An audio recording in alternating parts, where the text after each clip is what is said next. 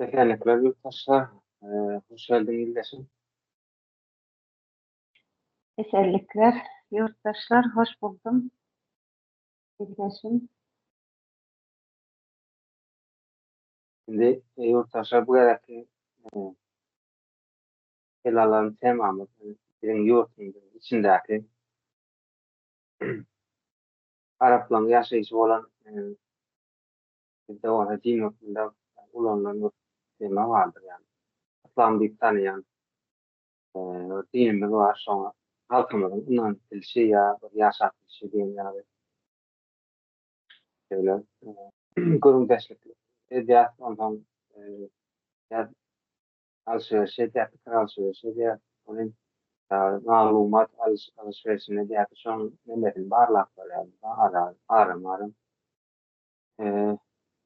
Müslüman, ben Müslüman bir şöyle izleyenler da. Şimdi bir tane e, şöyle bir neme var. Tarihi malumat, bilgi, halk koçluğu biliyor da Arap dini nereden çıktı? Yani Muhammed'in asıl yolunu Mekke'de ul aydılıyor da Nil ve Arap Yarımadası. Yemen Arabistan. Kırdı. Şunun galiba hemen bilhassa malumatı. Ama bizim halkın içinde de yürüyse Mehmet'in ili var bunun içinde. Ne hakiki Müslümanlar asıl kök Müslüman Arabistan oluşturdu. Saudi Arabistan. O saygım Mehmet'i fikirler Vahhabi değil. Yani, onlar Vahhabi olur. Müslüman değil. Hakiki Müslüman. Sizler yani orta canlıları gösteriyorlar. Aslında o hakiki büyük gel çıkışan sol Arabistan, Müslümanlardan sollardan geliyor yani. Şu dini yaşatmışı, yani kültüründe saklatmışı da e, bizde olsa şöyle seyrede yasalım hani şiirler deyip gidiyen de demiren şiiri. Tağut değil de aslında o paşa olun, tağut paşa. Son Zengi Vava diye, Tandırın şiiri diye, e, Yelin, Yelin şiiri diye, Yağış'ın şiiri diye. Böyle her bir harekete şiir koyulan da Son Kolon paganizmden gelen yani milattan önceki e, inançlardan geliyor. Yani. Milattan öteden anlatırlar bizim yani orta yani Möca'dan Möca aslında kurşun masasında da hayran olması yani inançlardan Möca'dan aslında bile yaşayışının sonu yani. Arapların Müslümançılıkla yakın unsur yani. Dedim ki ha milattan öğrenildi. Son başka ne var bir de sinirçilik bunu din var. Dinem değerli aslında onun şöyle ya da yaşatan doğru oluyor bir bilattan onu nereden keltirlerden şey. Altıncı, yedinci, onuncu asırlar arasında ortaya gelme ulan yavaş yavaş adı yitiriyor yani bizim yaşayışımız içinden çıkan o. Yani ne vardı? Konuşmamamızdan normallaşmak vardı. Var. Şöyle seyrettiğim ama hiç bilgisi yok. Alımı yok. Bloktan eşitme. Normallaşmak yani suattan anlar dedi. Yani suat yanında baktım. Şöyle var. Tek geldik yolda öyle. Şimdi Allah'a yalkaklı, sana yalkaklı. Sözümün manisini böyle şey düşündürüyor da biz de sana yalkaklı. Divaç ya sol aslında Allah'a yalkaklı divaç. Bizim dinimiz de bilmem. Yolunu görecek olan sonradan Allah'a yalkaklı divaç. Benim sual için cümle edip çıkıp kaydıktım. Şimdi görüyorsun aslında çok Tanrı yaratmasını bilmek yani gök Tanrı yani Tengri diyorlar. O Türkiye devletleri arasında.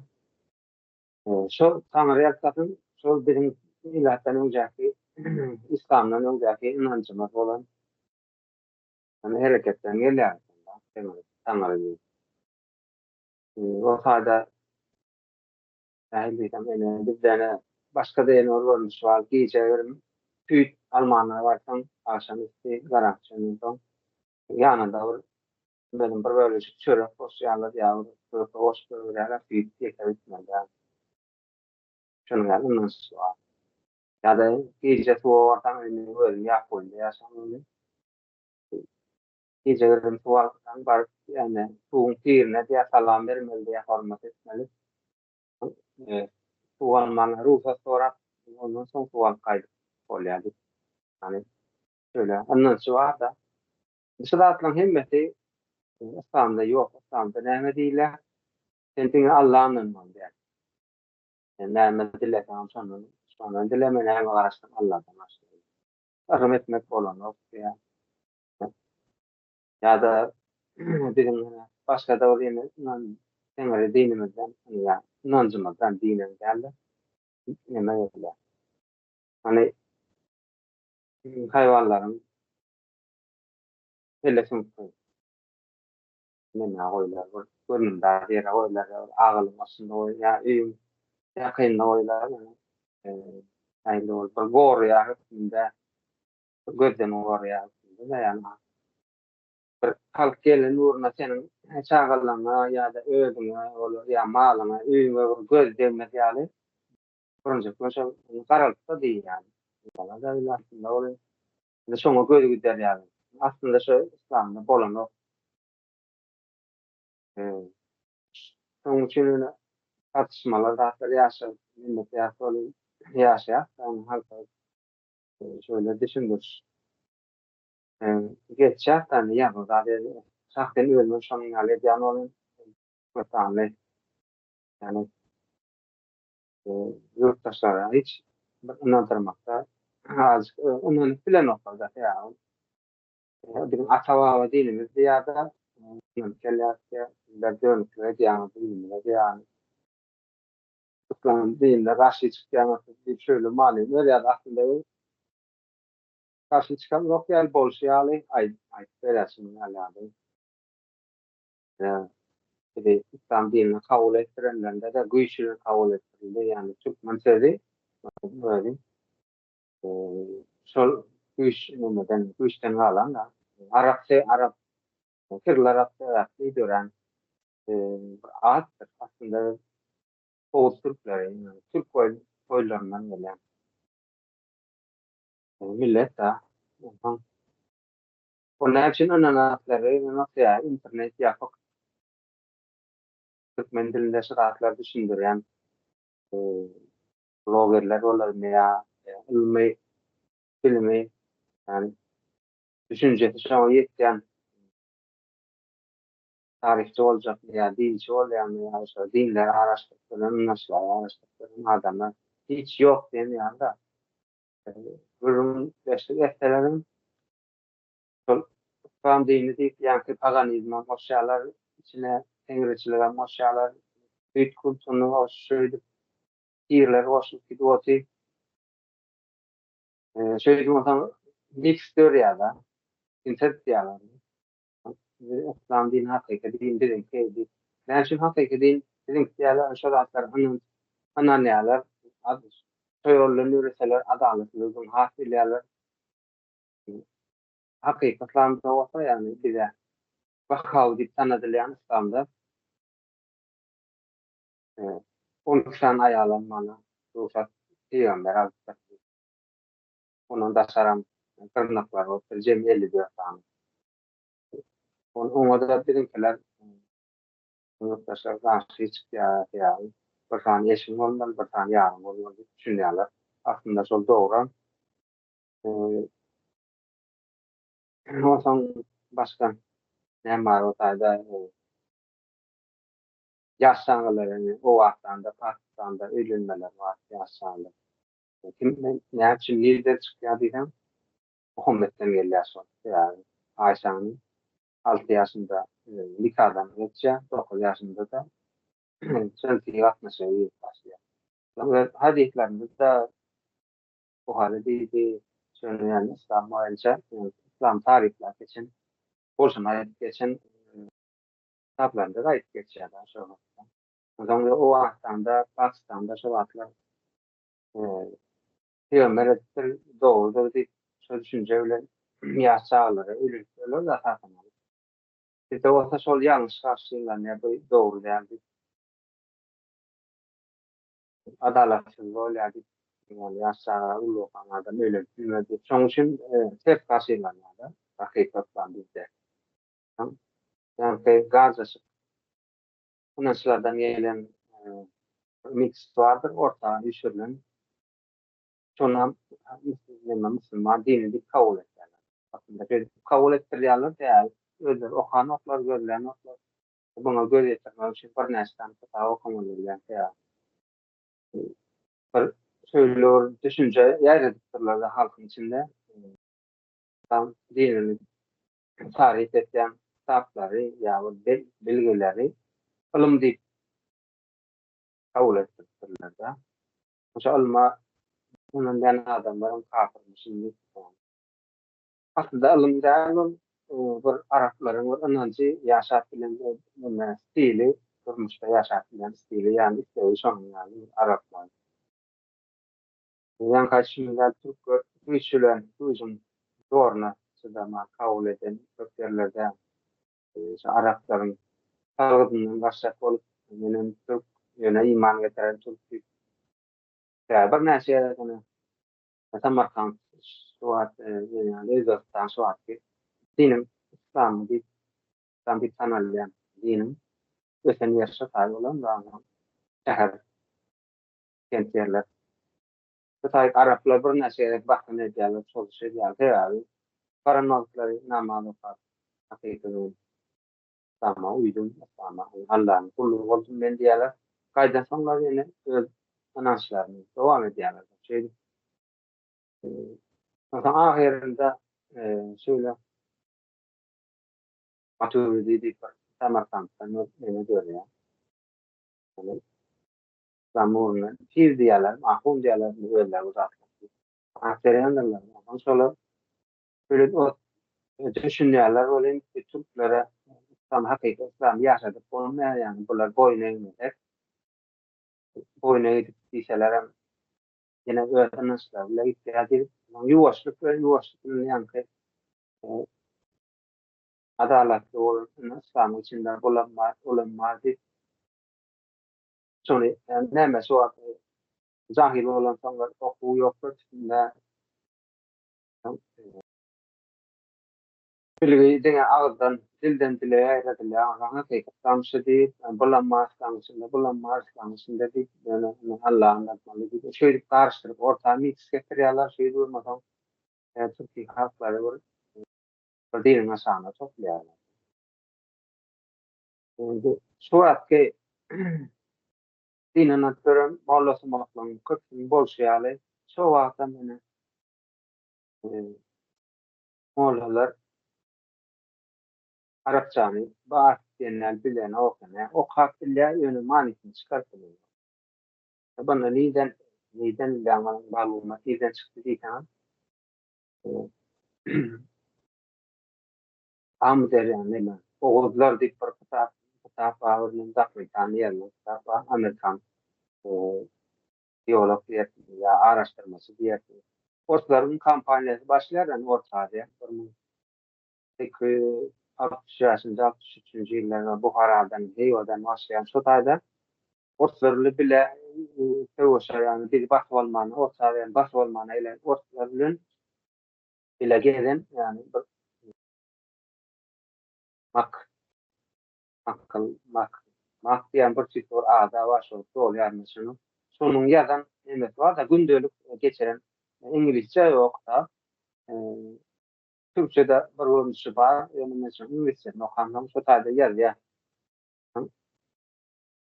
Bir Hiyo'da Molla kawatiler nama okuyan yan okuyan Ben Kur'an okuya oluşum da sor ya. Yani Amerikan. Neden diye şu Arap dilde okağı diyorsun malikin ya. Tercüme düşün yani. Yok sonra var yok mu sonra düşünüm okuyup diye. Yani bir de öğretilen diye. Malikin çıkarmak değil de Allah'ın sözleri dikkat edilen yani Kur'an içindeki Arap hatlarını ya tutmalı, kaytalanmalı. Namazı arasında yani nakardan son bir şöyle düşüncendir ya da yani, Amerikan e, araştırmacısı diyelim ya tercümesi diyelim son. Bunlardan şöyle kitapta şöyle belgeler geçerli. Aha, başka sonun yani Edil Şua'dan birlikte demeler yurttaşlarına sonun yani yanlış düşünce de da hakikaten bizde yok bizde hakikaten yok. Yani ben hakikaten yüzünü görsem en orari bolong atau awang merari bolong kesehatan sintes yang akas yang maturity selektif pernemani kota sekalian yang tam din yang alam riwayat son nada ni tam di tunan ter nang orchid kekelan diala rasan kale el beri wal masang ya rol malu masa wal masang larang ya yang memang swasta itu sangat senin yurttaşlarımız hiç önüne gelemezse yani öğrenin. Bir de internet yok. Aha, bir önünün tabi güç hükmünde kabul etti ya da Arapların dinini. Ondan sonra şeyle gittir yani. Ondan sonra yanlışlığını tankit eden, yanlışlığını görkeden orayı ama karşı geliyor. Yani ölüleri araştırmak gelinmez. Tam şöyle İslam'da olursa sen anan men vasan so dine dimeken ka horti dia yang ten men belli ya so sana wi bargoya nokta sen hukumu nan matlak ya başka dine nan matlak ya ateist olmak yani dedim pernah saya agnostik görüşler var da bunun bu herklerin so sen tam dinin ok mu demekten adam belki kafir sen sözünü olmalı yaşaman hakkını olmalı şöyle düşünce der ya da dini. Sonra onlarla adam otomatik olarak yani, bir sonuna sana karşılık ortaya zaten on dinle önemli bakma dinlerken kafir sen yanlış adam yaşamana hukukun yok senin hiç gibi hukukun merteben yok bir şöyle bir yanlış nemede görüyorlar bizim atavarımız dinimiz. Aslında o zaten yurttaşın atavarı tanımaz Araplar tanımaz dini atavarın dini bir tanıttı Ruslar tanımaz. Bizim yerimiz bir tanıttığı için yani sonra inandırıldım sen yani tarihi okan okuduğunda da öğretilerinde de yanlış tarih öğretiliyor. Araştıran o araştıracak diyecekler de internet yok benim uzmanımda. İnternet neyden var? TikTok, Instagram şunun var. Aşağı Facebook'tan çoğurunda. Galan saytlar YouTube oradan barınıyor. YouTube hem de yapık. Dol ulu halk mulanya gupayanan to yapılıp to son için birleştirilip gazeteler evet ya da benim halkımın. Yani iletişim tamamen açık. Telefon bağlı boş bile. Oradan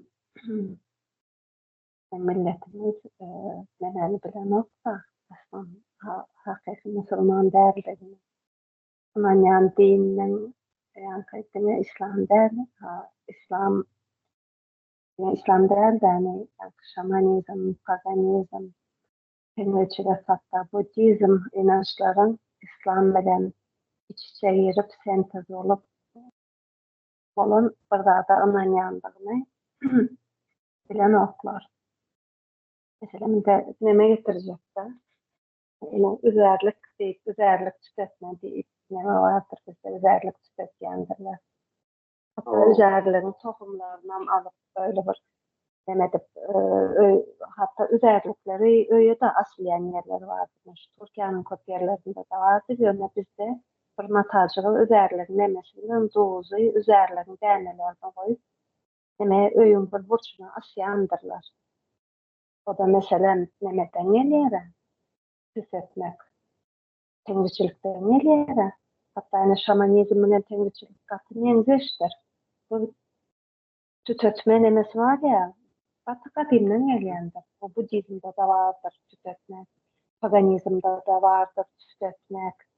Mesela ondan sonra da bileme teňriçilikde ene odun üstünden atlamak diýen nevroz deyip bar odun üstünden atlaýarlar. Hatta ene Lewat Belaýetyň köp ýerinde de ýa-ni öýlenen nemeleri, çapynjalary odun başyndan aýlaýandyrlar.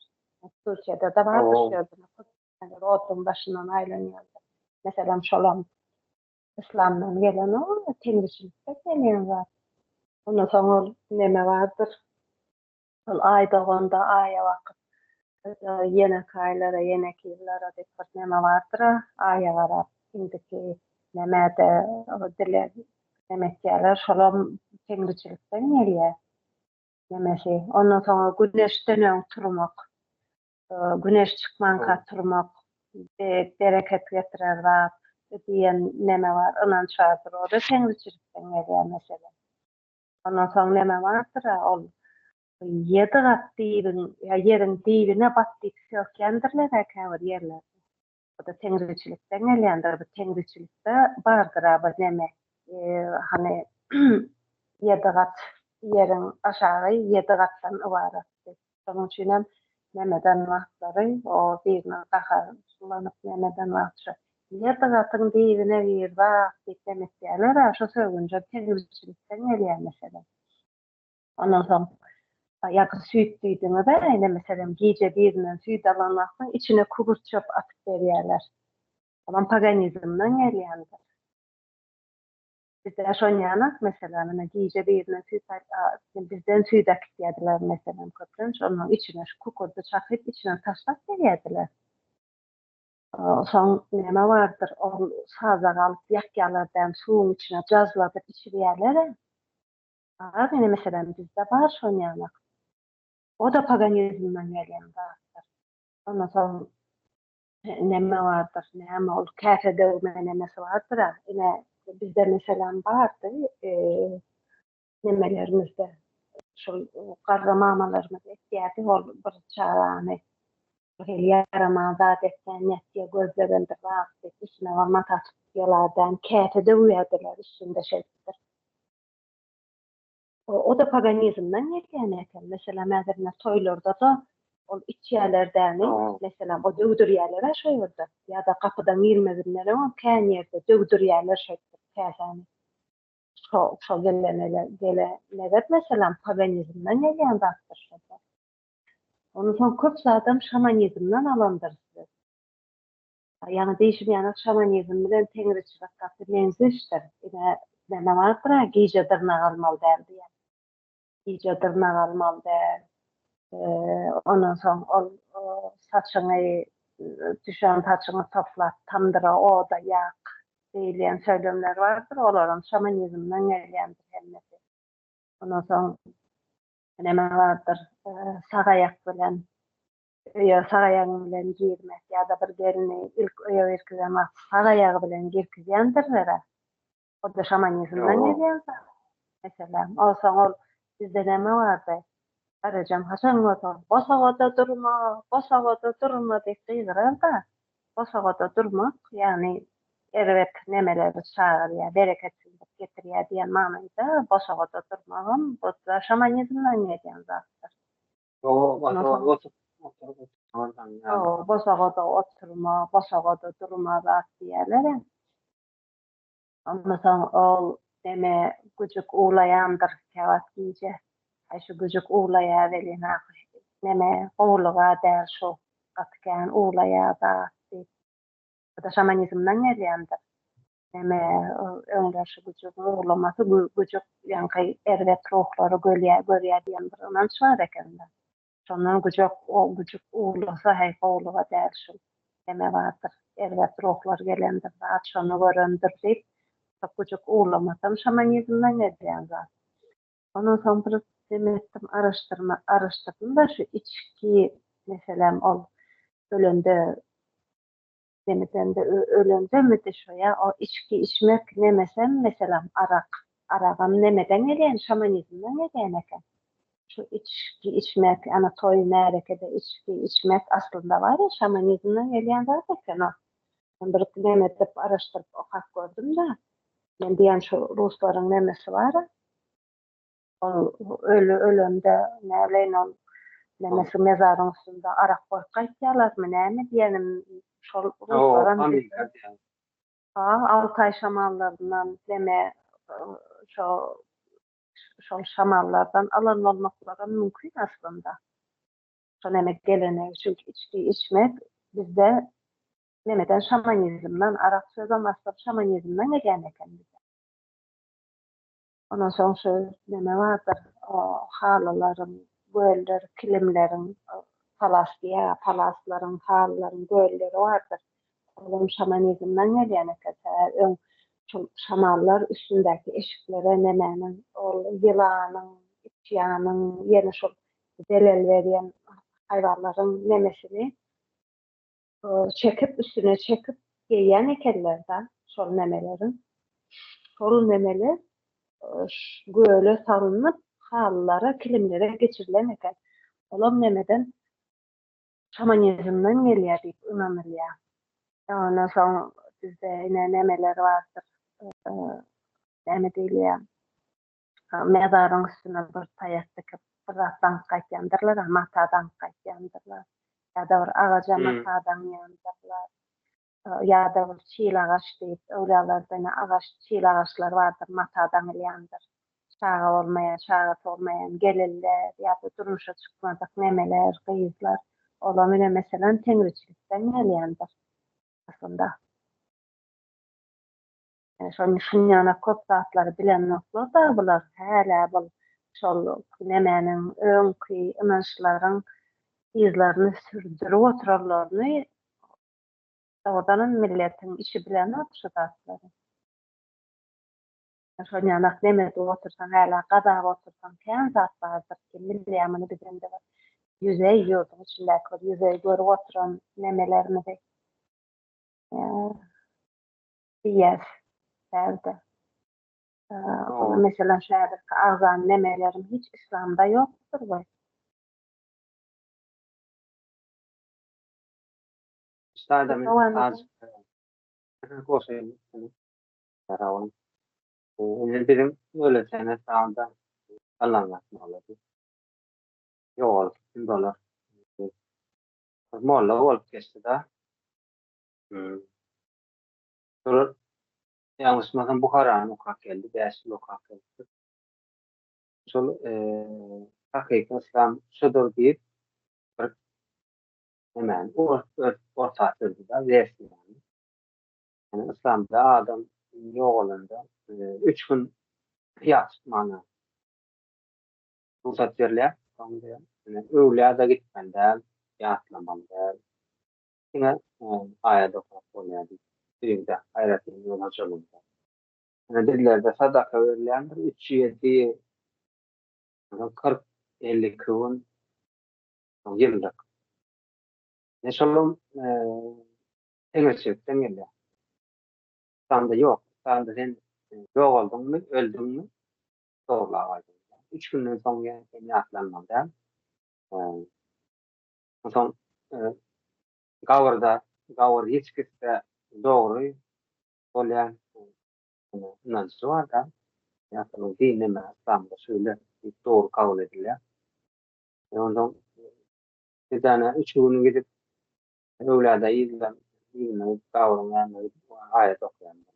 Ayetin Arap harflerini kaysalıyorlar da. Şu zatlar ol bolan yani halkın yanında, paganizmden, şamanizmden, ötemriciliğinden sanki gelenek, gören görgüsüne, nemesine, gaytalak gelsene, yalnız değil, üncak geldi daha şu yaşlı yok olayı.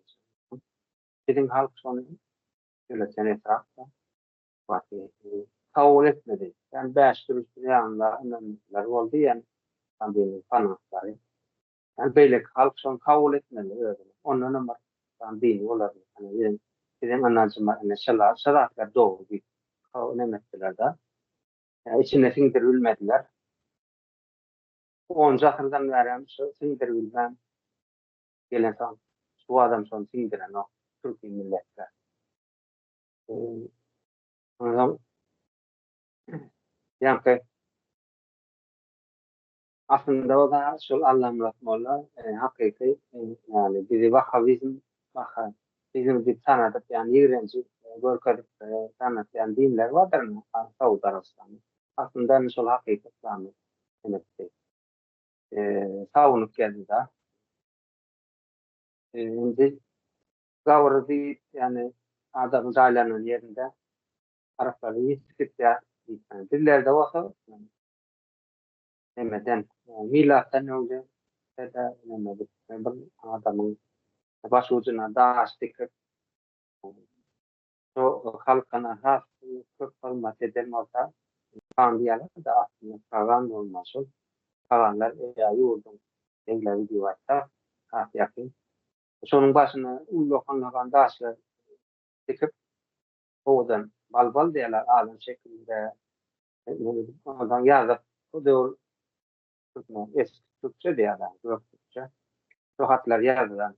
Şu adamına yine sana çok yerde daşını divarayla hepsi oğudanlık görüp hani şol bizim öz anımızdan geliyor. İyi sanımızda. İslam'da yok. İslam'da o sen yok oldun, sen atan yok oldun ya babam yok oldun. Hiç gitmez şol. Yani gözlemez. Yani. Atan gitse olsa tarihin da senin atan kendini uzun gelen tarihi sonun görünü eşitliğinin buğuna çella eden gerekir. Tarihi bitirmeli bir yani düşünceler öyle. Yani bu düşünce de şu vakti işte sevir Rus'un teresine hat elverişli olan son molasmakların arasında mahkemelerle işleşiyorlar. Molasmaklar. E, Sonra yani yine halkın içine üreten hareketi vardır. Daşı başında daş olmadan, daşını ölmeden, bu yanlış İslam'a tek gelen o senin tarihini yitirmene inanıştırıyorlar. Geçen gününü bilmediyorlar.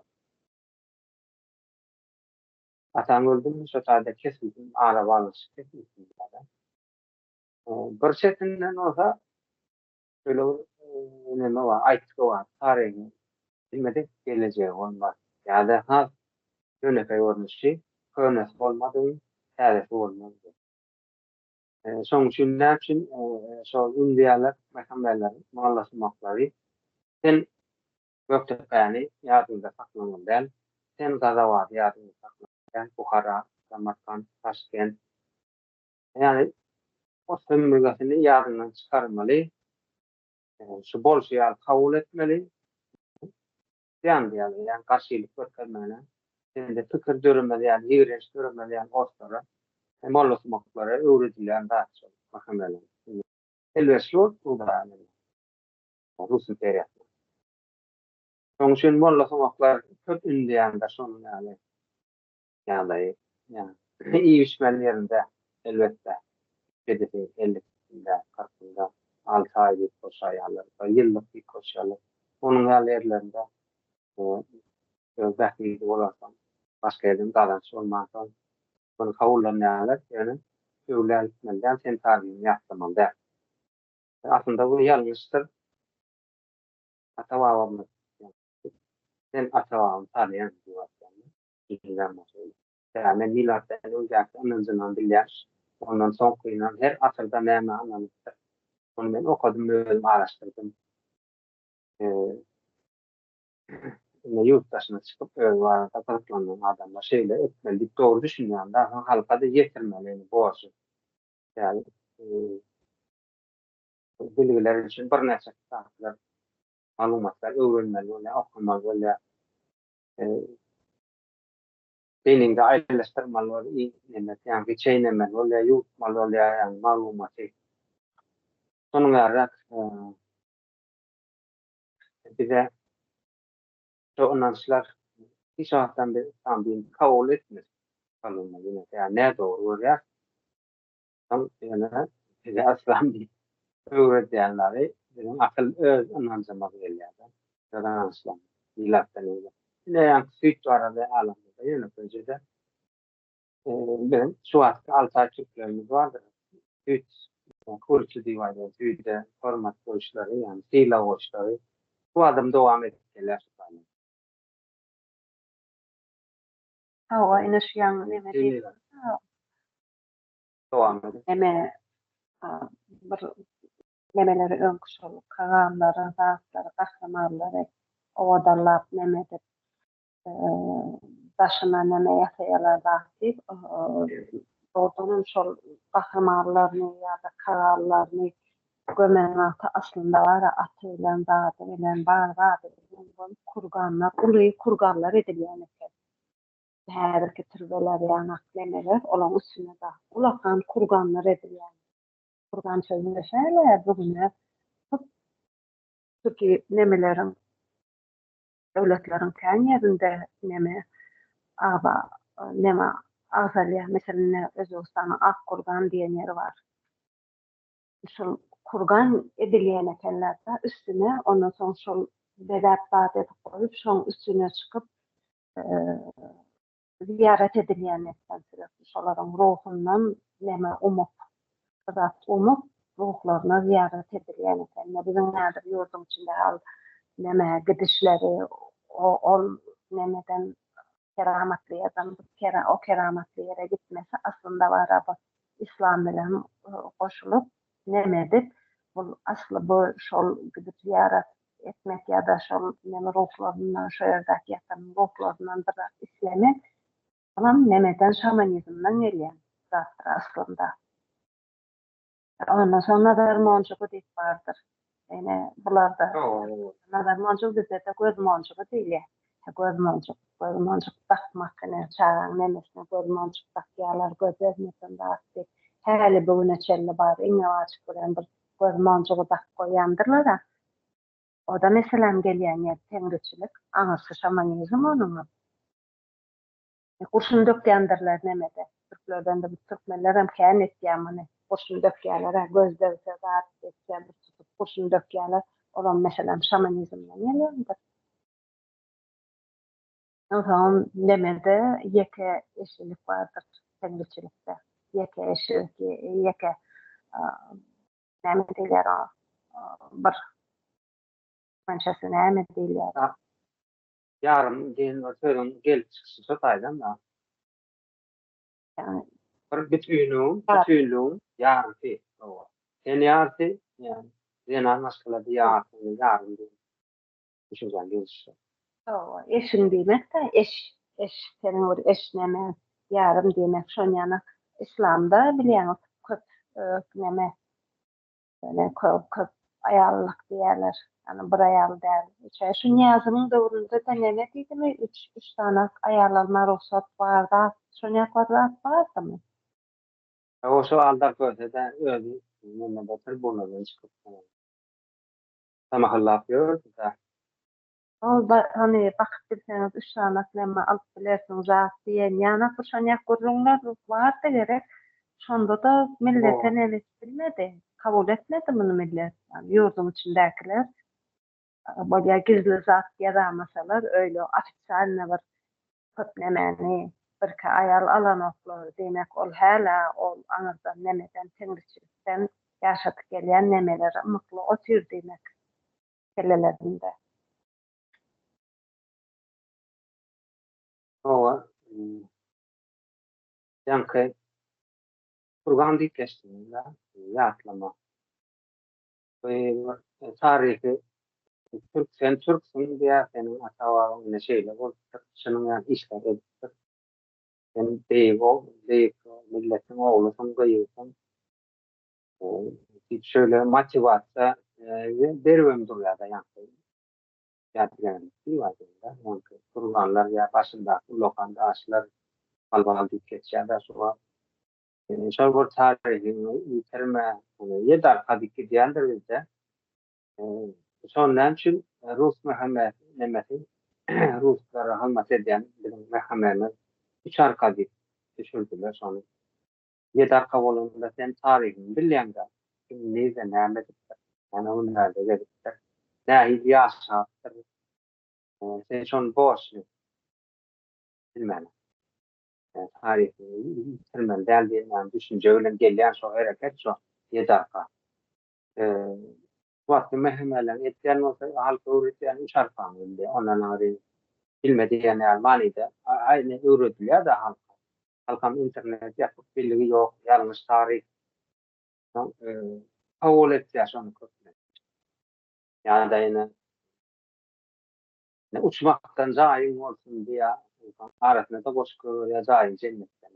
Cennet istipatan neden şu doğru cennet diye bağ olan şu doğru sivilizasyon yıkılan son medeniyet yıkılan son gurra kiten neme tarihte şöyle geçer aslında yer cennet bağı kadın zaim olsun sana şöyle olur yani uçmaktan olsun diyen de eyyam tenirçin temelle zaim uçmaktan olsun ya yani uçmak olan da sen yaş adam şey kırmışında yaşlılık kalkına yaşlılık gelen olsam zaim uçmaktan olsun yani yukarıda olsun diye. Ya da sen yaramaz etkerin olsan yedirat yerin dibine gitmezsin. Bir kar yandırlar ona olum sen yaramaz adam ol geçen olan halkına diyanet geçen olsan yerin dibine sen battı ya yerin dibine battı yani. Türkçe yanlış oldu.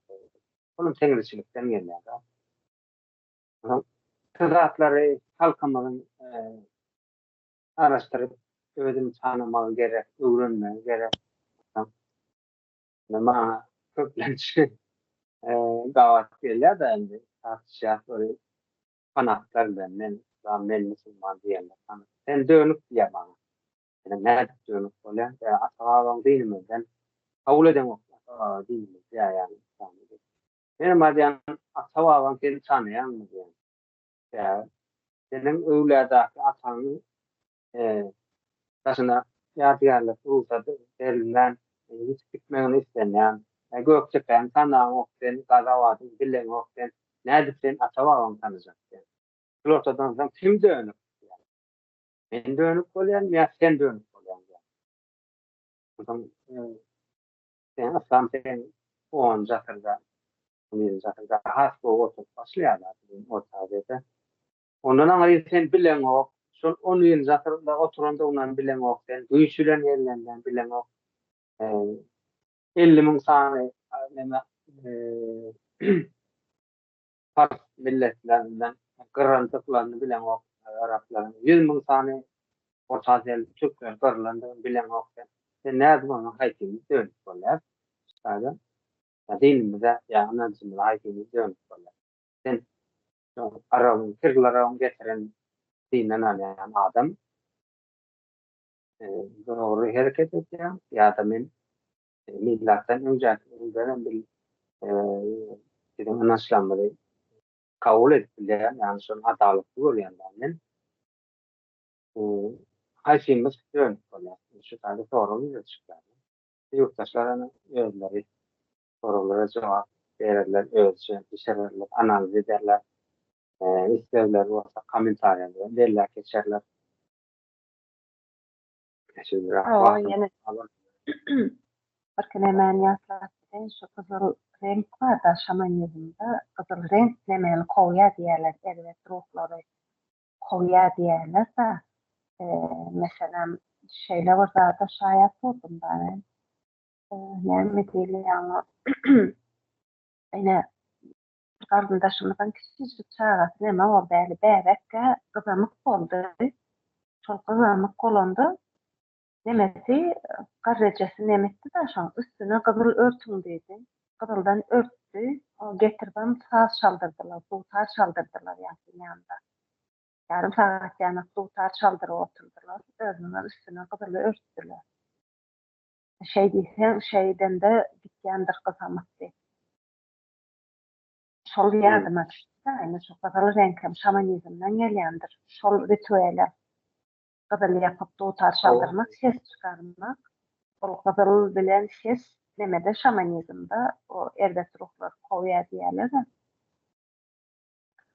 Şoňa şonu ýatlaýyn diýdim biram demeýine bizim elmaýyrlaryndan çawatlaryna neme dak gelýär. Şuňa düýmejikler şykyr şykyr şykyr şykyr edip durýandyr. Na gopgalaram şykyr şykyr edip o, durýandyr. Ýören wagtlar şeýle ses çykarýandyr. O ses çykarmagam neme ruhlary gowmak diýmekdir o seslere. Olam şamanizmden gelýändir mesela.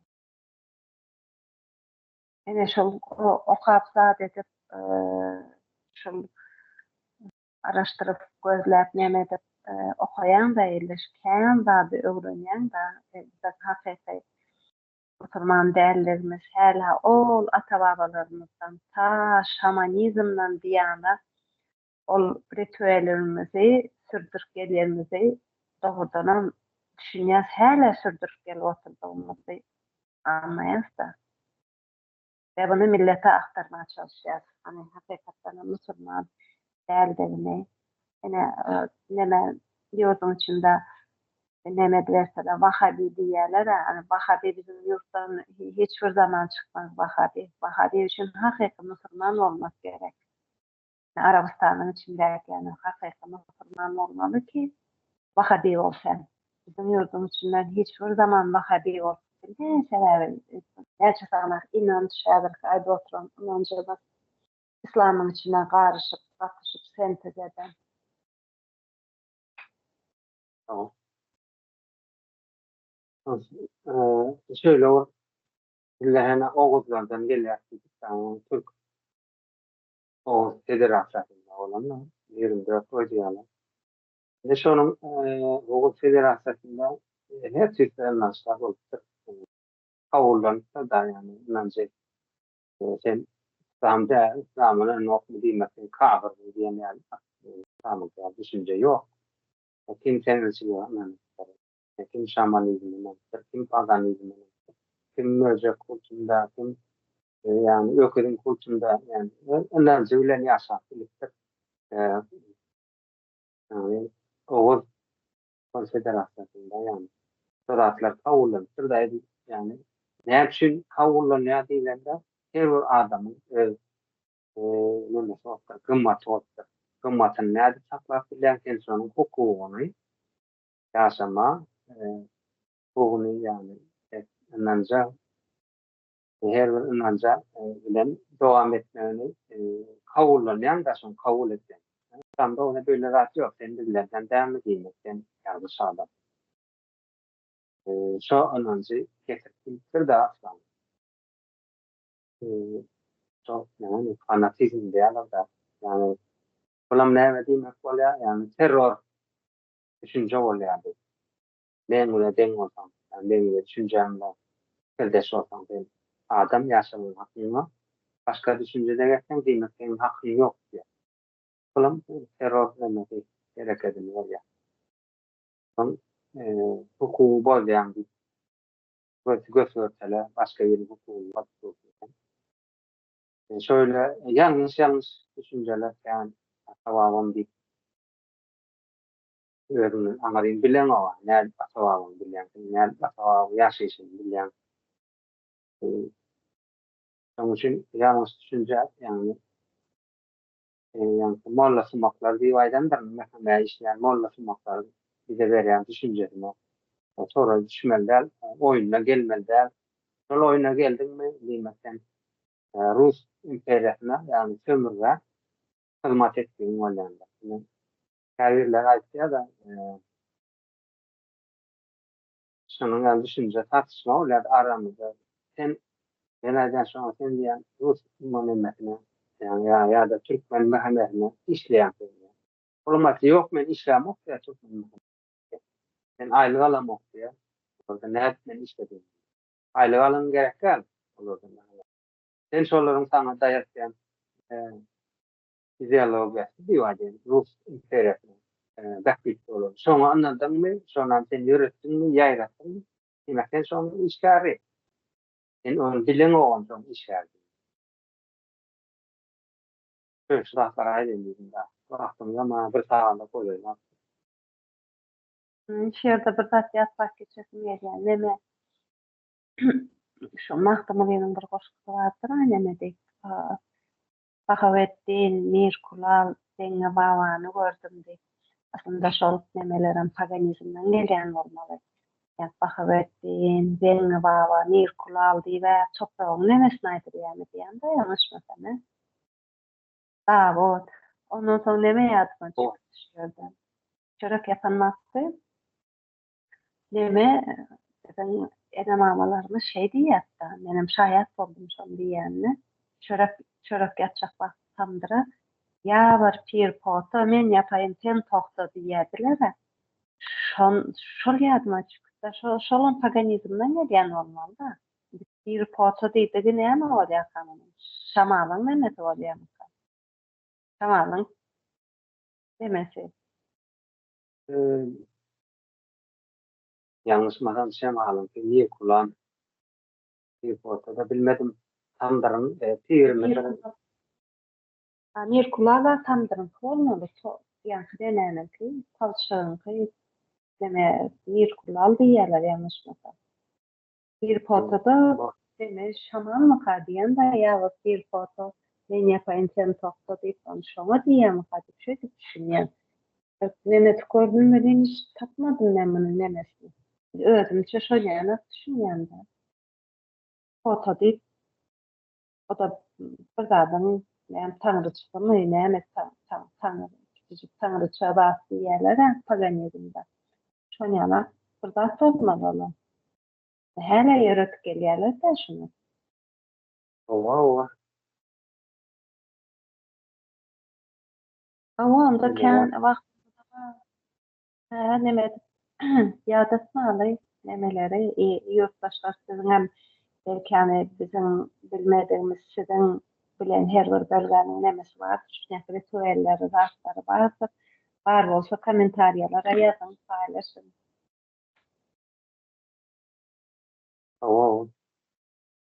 owa kommentary ýazsynlar.